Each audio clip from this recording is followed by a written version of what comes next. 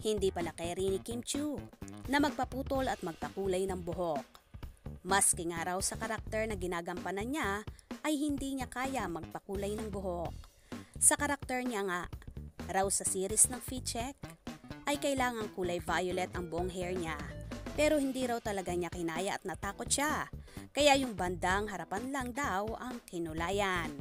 May mga babae naman na nagpapaputol or nagpapakulay ng buhok kapag may problemang pinagdaraanan, bagong yugto ng buhay o pag-express ng sarili.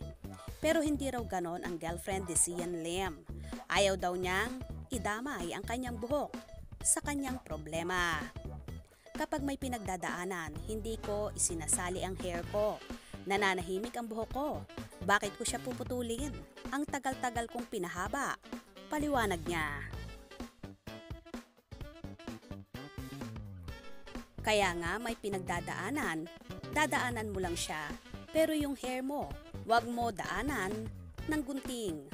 Bongga naman talaga kasi ang outlook ni Kim sa buhay na kahit marami ng pinagdadaanan ay nakangiti at very positive pa rin. Kaya tuloy-tuloy ang pagpasok ng maraming blessings sa kanya.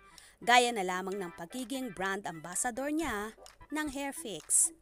Bagay na bagay sa kanyang nasabing hair solutions brand dahil nga naniniwala siyang lahat ng problema ay may solusyon.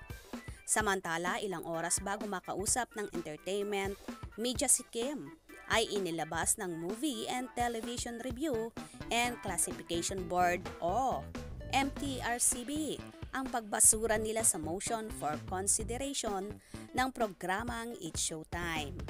Ano kaya ang say ni Kim sa pinagdadaanan ng kapamilya noontime show? Lahat naman ng problema nakakaya namin, lalo na ang Showtime. 13 years na sila sa noontime show and wala namang problemang hindi nakakayanan. Ano na rin, na test of time na kaming lahat. Actually, ang buong, lahat naman tayo natetest tayo ng time. May mga natututunan tayo and we look forward natin yon. We're just very grateful na ang daming sumusuporta sa It's Showtime and yun po ang mahalaga.